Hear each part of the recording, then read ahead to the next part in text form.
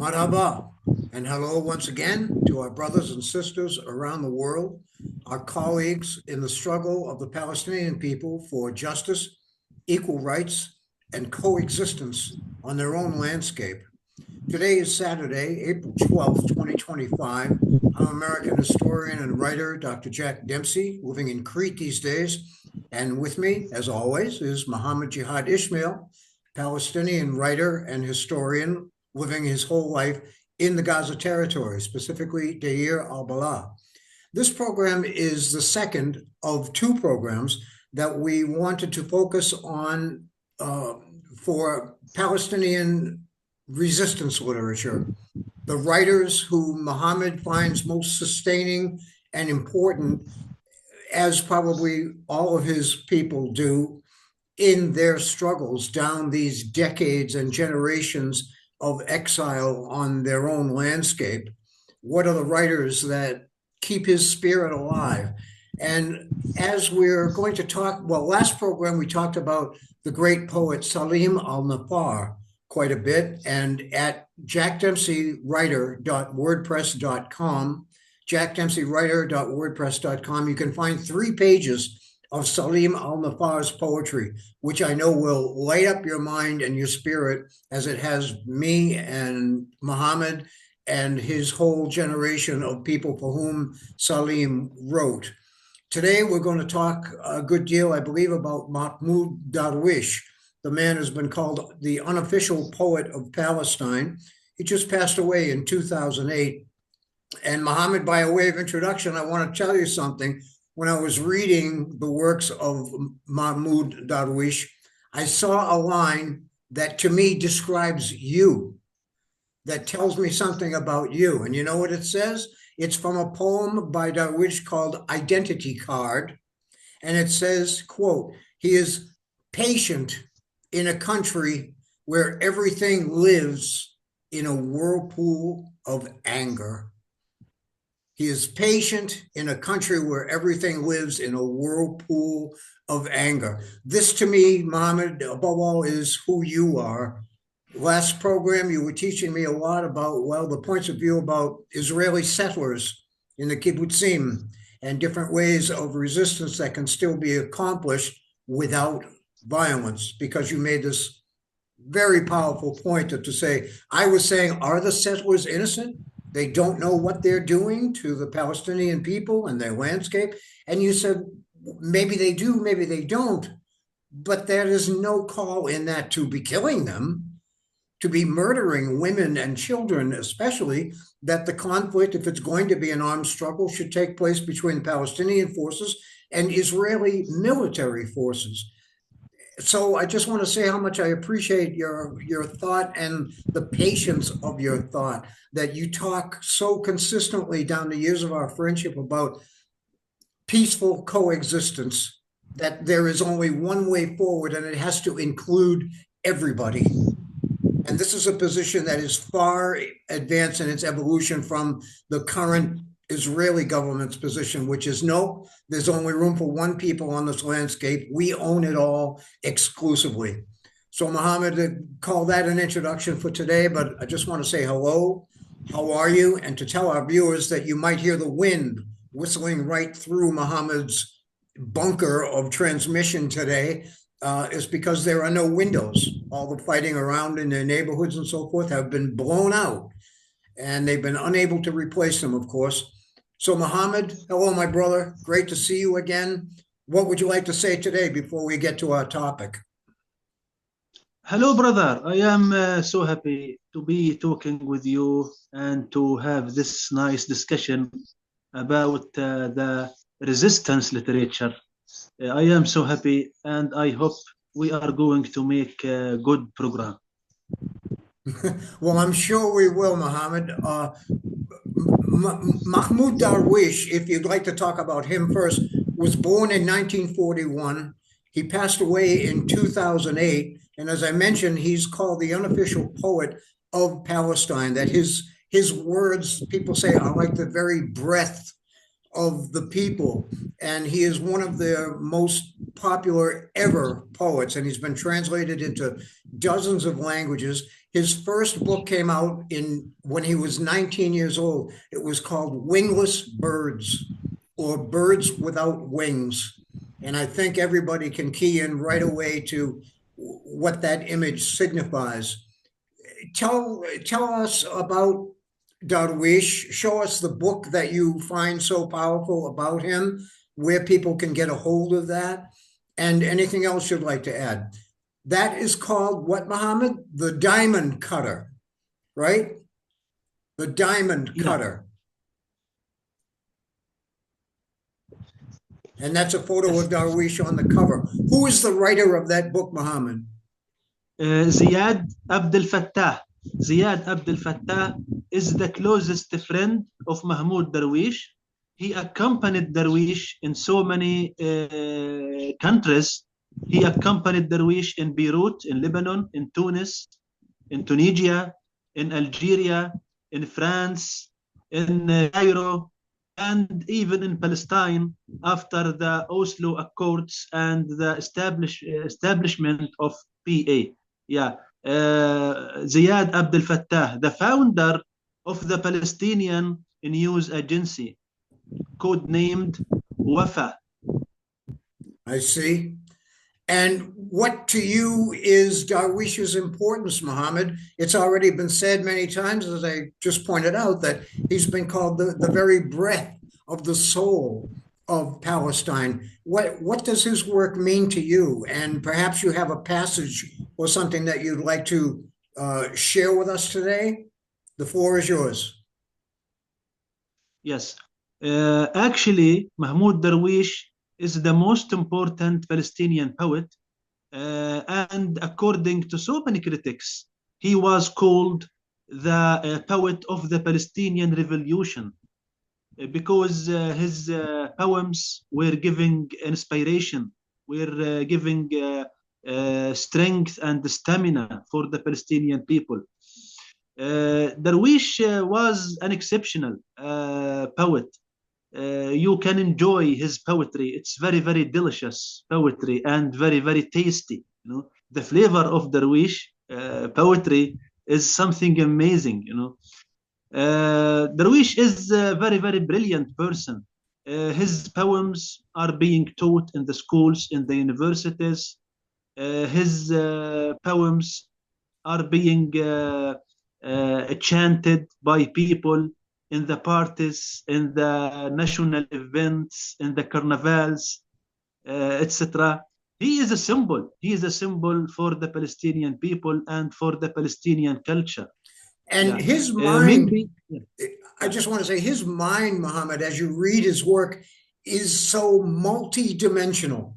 It is always thinking on many levels at once. There's a poem of his called In Jerusalem, and he is walking through the city, and all the voices of the ancestors and the prophets and the rabbis and the ministers, the clerics of Muslim religion are speaking to him. The voices out of history, the voices from the grave, the voices from the trees, the voices from people that he just sees walking by and through the city. The poem is like a dream, and it brings in so many things in this one man. Yes, yes. He described Jerusalem in a very, very genius way. And actually, I read dozens of works about Jerusalem for so many writers. Maybe the best two persons, the best two writers who described Jerusalem and the diversity of Jerusalem, the diversity of this city, this holy city. Yeah, you have so many religions, so many nationalities, so many ethnicities inside the Jerusalem. Maybe the two most important writers who described this diversity and this brightness of Jerusalem are Mahmoud Darwish and the Greek brilliant writer Nikos Kazantzakis, Kazantzakis, yes. who visited Jerusalem in the end of the 20s of last century, and he wrote a very, very brilliant small book called Journey to Palestine. He described Jerusalem by the same way of Darwish. He spoke about the rabbis, the Christian priests, and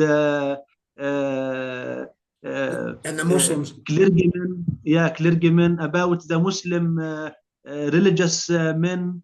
We call them sheikh or sheikhs. Yeah, it was very, very description from both writers, either Darwish or Kazantzakis. And Kazantzakis very well understood too the connections that you and I now share in our friendship, me in Crete and you in Gaza and Palestine. When Kazantzakis was waiting off the coast of Palestine to get off his ship and to come to visit the land, he said, I smell the aroma of my ancestors. I smell the aroma of my ancestors, my ancient people in this place, before he had even touched the land.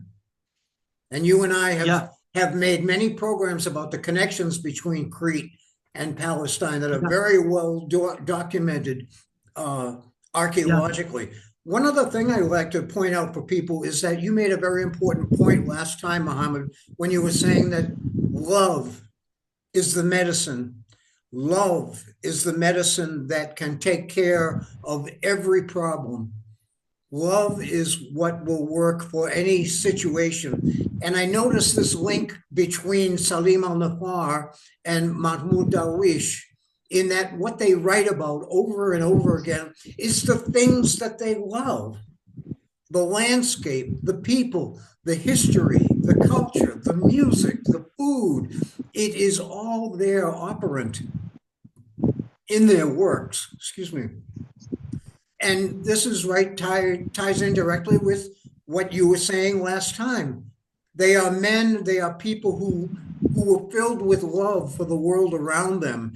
And they try to spread this among people of all types of readers to try to bring them back together.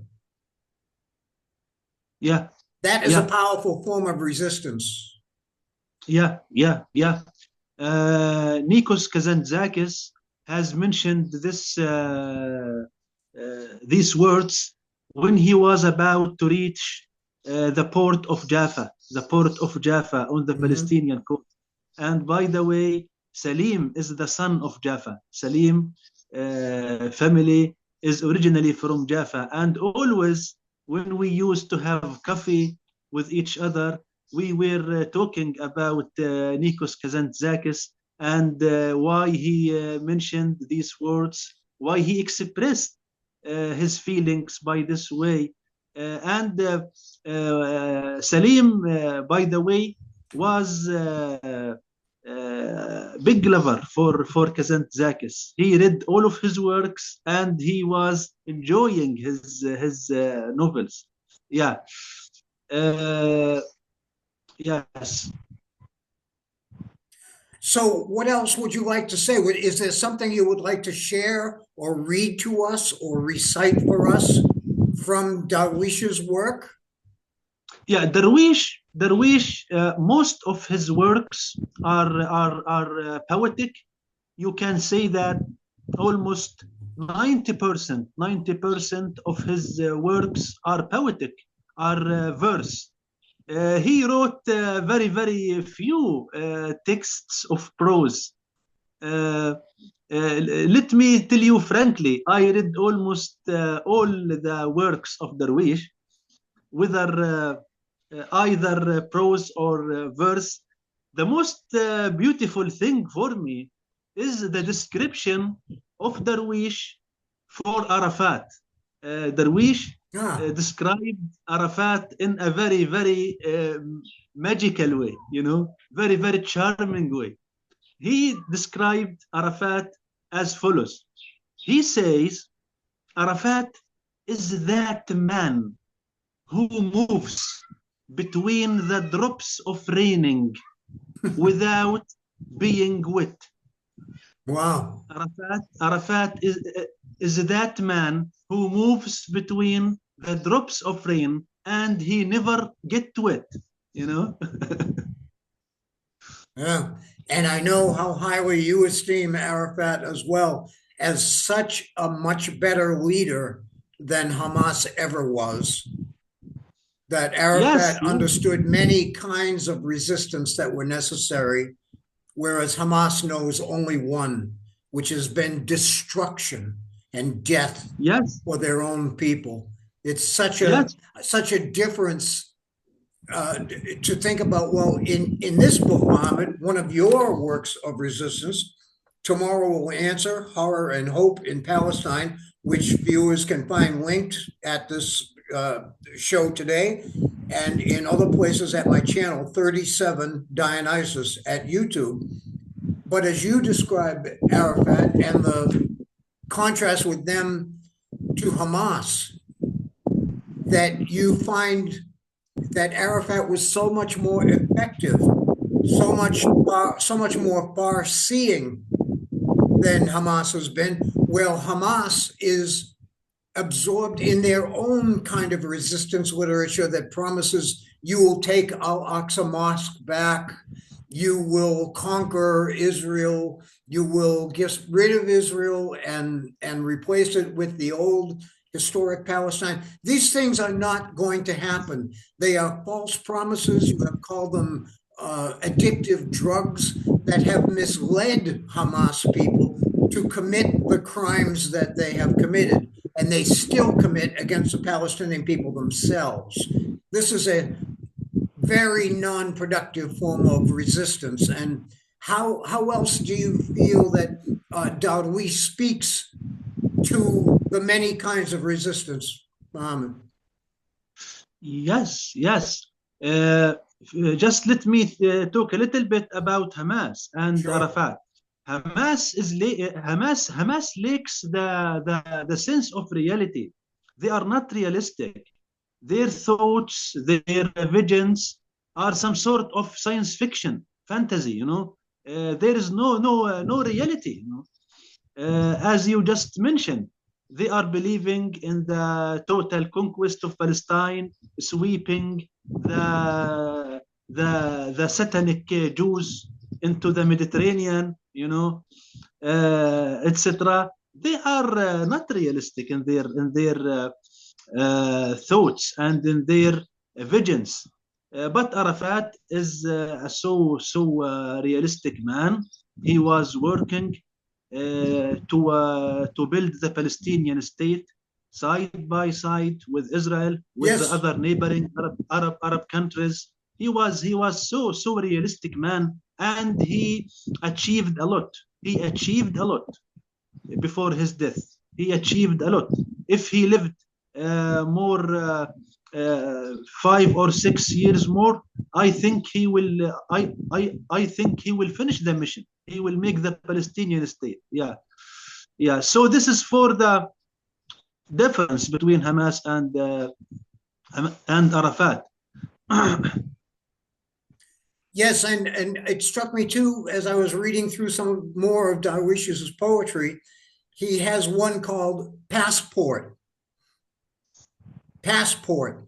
And it talks about the falsity of this document because it doesn't really tell anything about what it is to be Palestinian. Rather, his passport was Israeli. And for him, he did not respect this document because it said, they've made me an Israeli. I am not an Israeli, I'm a Palestinian. And this document erases me. It erases us. And it made me think back to also the historical fact that Golda Meir's own passport, the very woman, Golda Meir, her first passport in her life has been photographed, and it says, where is she from? Palestine. So for people to say that Palestine never existed or was never acknowledged, it's right there on the passport of Golda Meir herself. And that the great struggle of Palestinian resistance has been to defy, to stand up and to speak up against erasure, against silencing. And this, you mentioned the unrealistic dreams of Hamas. Well, on the other side, the irony is equal, because the Israelis, as we know them now, they are not realistic either. They somehow think that the Palestinians are going to go away, that they can make the world forget that Palestine ever existed. This is such a tremendous struggle on so many levels of resistance, Muhammad. How else Yes. does Darwish and other writers that you admire speak to that? Yeah, yeah. In fact, Darwish was an elegant man. He was calling for coexistence, for love, for peace. He was not calling for hatred, for discrimination, for injustice, for war, for violence. He was very, very, very good and peaceful man. Yeah. And he was very close man to Arafat and to the leadership of PLO. He was wandering with Arafat between so many different countries, but he was always keeping himself away from the military activity of PLO. He was keeping himself aside. He was saying always that I am a poet.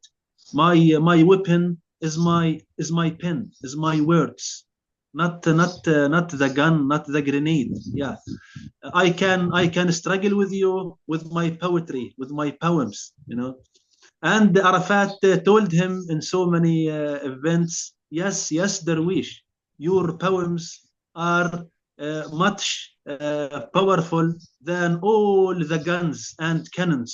It's your poetry is very, very mighty against the enemies and against those people, the enemies of the sun, the enemies of the light, the enemies of the right, So Arafat always was supporting him, and Darwish was contributing with his so charming poems. He was writing very, very brilliant poems, encouraging the Palestinian people to carry out their struggle and to sacrifice for their Palestinian cause. Another verse of his that stayed in my mind from reading, I'm going to not say it as he said it. I'm going to probably ruin it. But he had this verse that said, I have great hunger and I am trying to live peacefully. So if my hunger becomes too great, I will eat the meat of your bodies to satisfy my hunger. So watch out for my hunger. Watch out for, I'm losing it now. But it was a very bold statement to say that my spirit is longing for things that will not be denied. You can hear the fist of his defiance and resistance, even while in a way he's making fun of himself. Yeah, I think he inspired this verse from a very powerful words for Arafat. Arafat mentioned them in the year 1968 after Al-Karama battle in Jordan. Arafat, after Al-Karama battle in Jordan, he mentioned the following. He said, as a Palestinians, we are feeding our flesh to the tracks of tanks, but we never surrender. We, the Palestinians, we are feeding the flesh of our bodies to the tracks of tanks, but we never surrender. Wow. And, I think this program is a timely one, too, because we know that some of the most aggressively brutal divisions of the IDF, the Israeli so-called defense forces, are now in Gaza, doing worse amid the blockade entirely of humanitarian aid They are causing death and destruction as if they were getting behind in their work for a while with the almost ceasefire. And things are very brutal there now, including for your family. But these voices go on speaking to say, this is not necessary. If you are doing this to us, then you do not know who we are.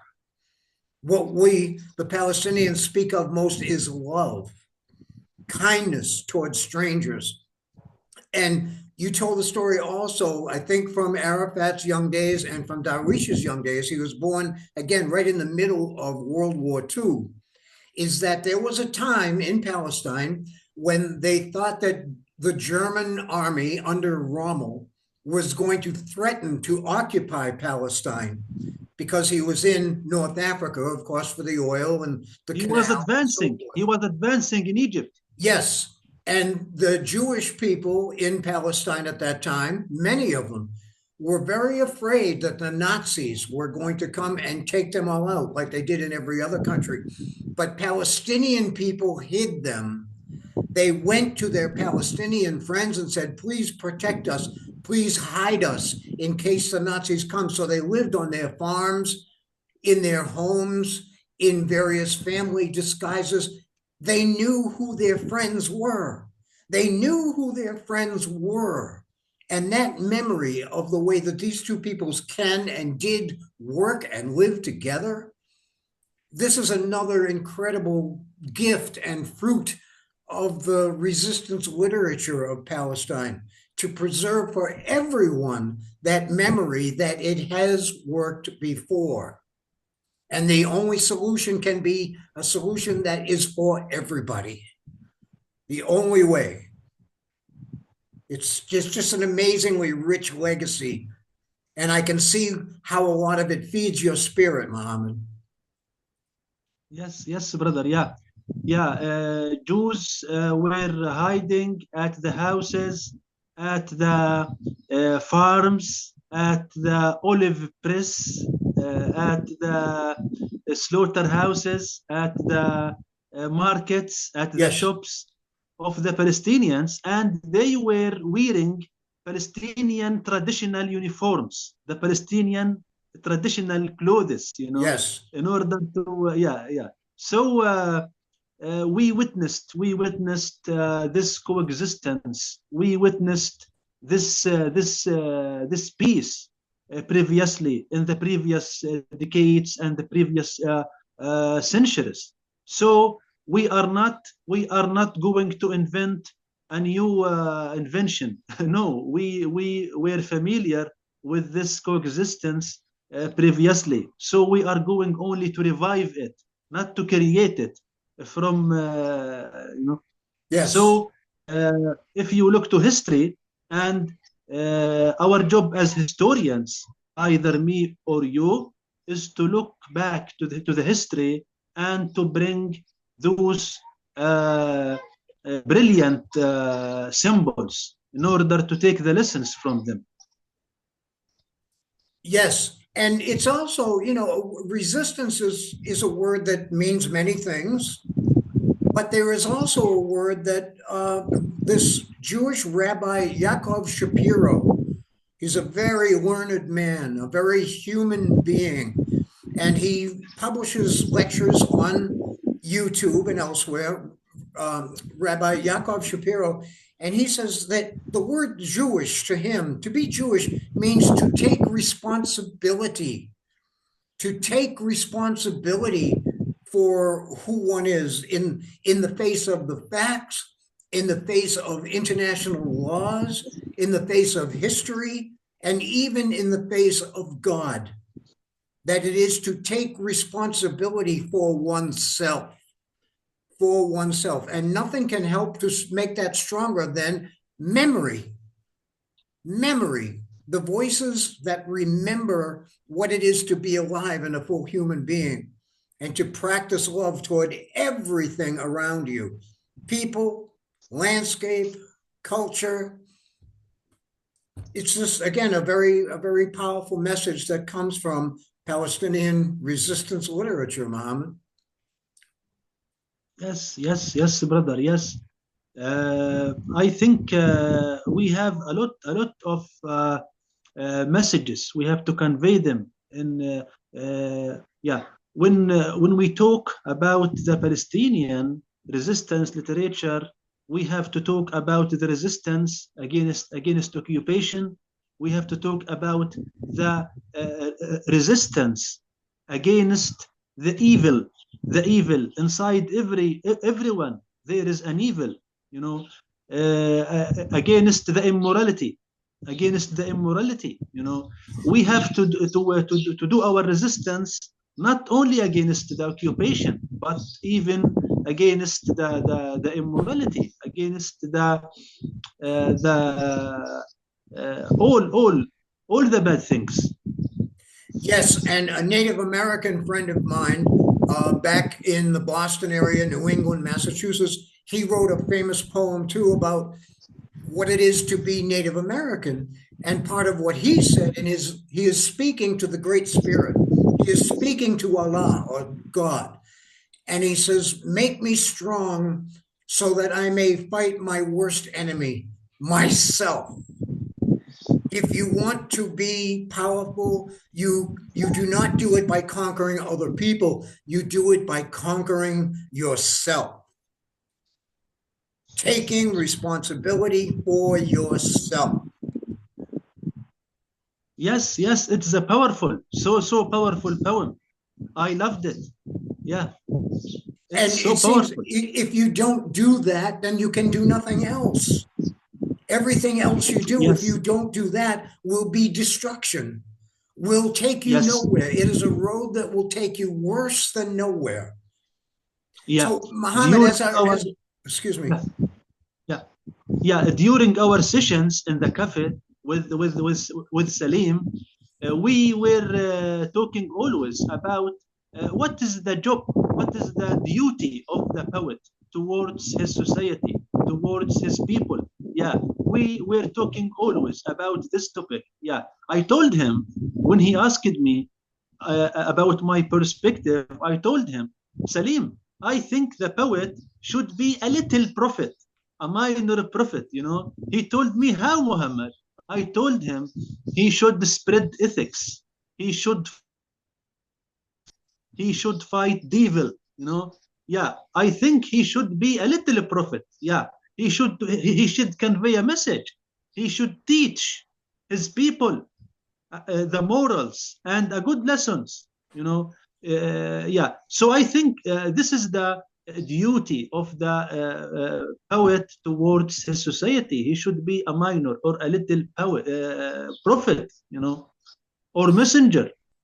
Yes, and it's inevitable if a poet, as they educate themselves, or any citizen, you don't have to be a poet, but learning your own history, learning about yourself, you understand the ethics of your society, the highest ethics, the sense of right and wrong that it has, and that it can guide the future.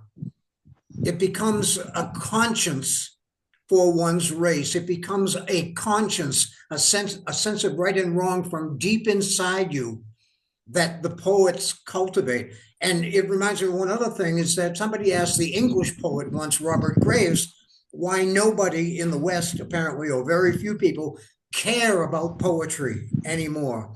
And he said, to surprise, because you'd think he was going to say, oh, they are stupid, they are taught to be like sheep, or something like this. But no, Robert Graves said, because the poets are not doing their job. But in Palestinian resistance literature, the poets are indeed doing their job. They are speaking to their people out of the deep sense of ethics and conscience and memory that keep them fed spiritually so that their souls can survive and bloom again from this terrible dark time, this unspeakably dark time that we are in. That's so much of its importance. You agree? Yes, brother. Yes, brother. Also, I have to shed the light on so important issue. Why the poetry is so important, is so powerful, is so effective on the Palestinian people. Yeah, I think I have some logical answer. Here in the Middle East and in the Arab world, our culture is poetic. Our culture is poetic. If you go back to our history, the only known genre or sort or kind of literature was only poetry. We didn't know other than poetry. If you want to talk about novels, drama, short stories, etc., we borrowed all of these sorts or genres from the West, from the Western culture. We borrowed the drama from the Greek.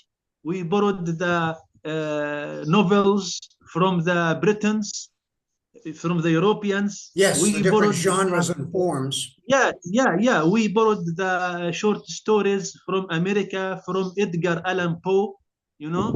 Yes. So our culture right now is poetic. The most important, most of the influence in culture is inside the poetry, you know. Right Yes. now, poetry is powerful. Yeah, it was powerful in the beginning, and right now, even after the borrowing of prose from the West, right now, poetry is still the most effective here in the Oriental and Arab culture. Yeah, that's why those poets like Salim, like Mahmoud Darwish, are having very big audience. Yes. I remember a line, you can tell me, I'll bet, who really said this first, but it's a beautiful line from Palestinian poetry, I believe, and it says, they thought that they had buried us, forgetting that we were seeds. They thought they had buried us in the ground, but they forgot that we are seeds. And when you bury a seed in the ground, it grows again. Yeah. I think this line originally was written by a Latin clergyman. Maybe in Central America, maybe in Salvador, Guatemala, etc. After that, it was derived, it was borrowed from some Palestinian poets. But originally, it was written by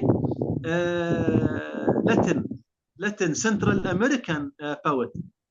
Yes. I forgot his name.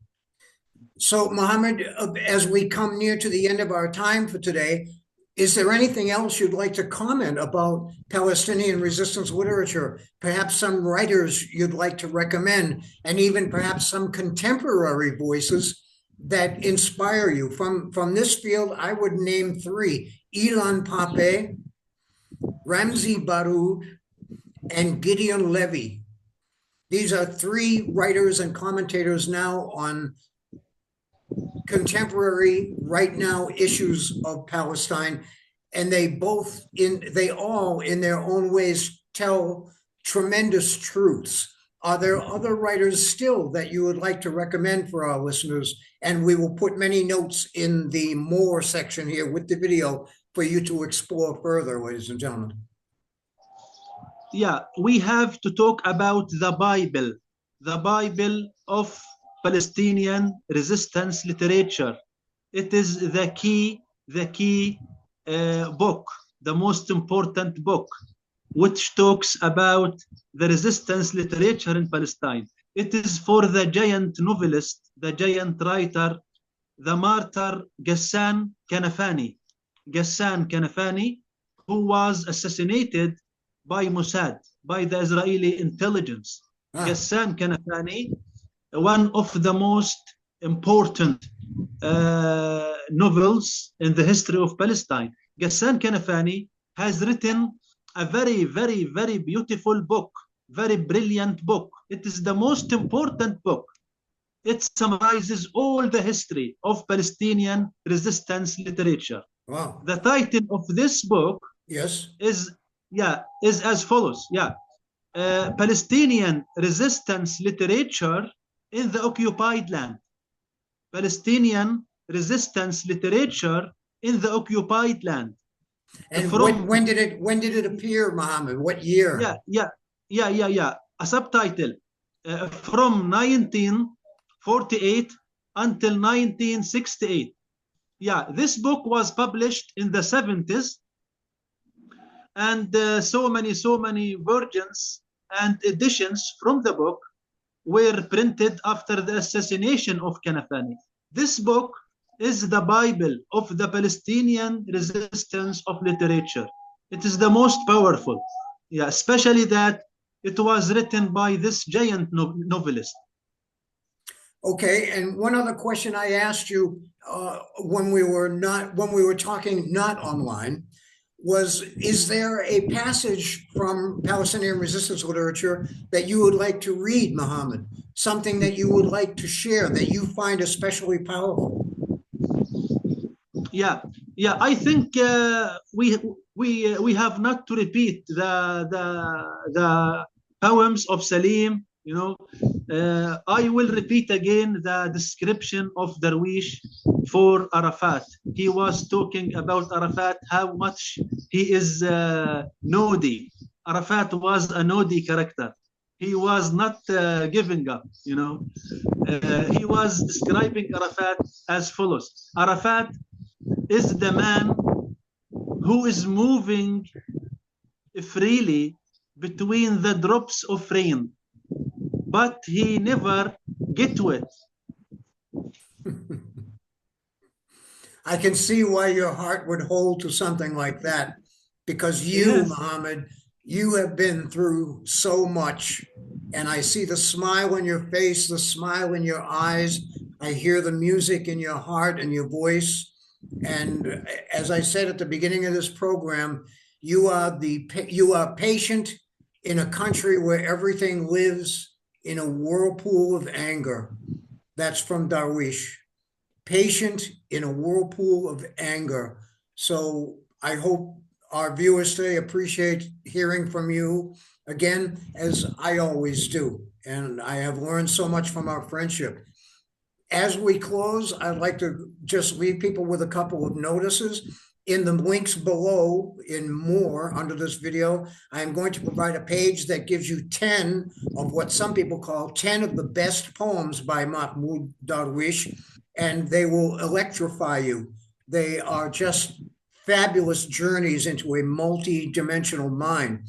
We will also add the links to our WordPress pages about Salim al-Nafar, where you can read also his poetry. And when it's going to light up your mind like something from Rumi, from something like the old ancient poet Rumi.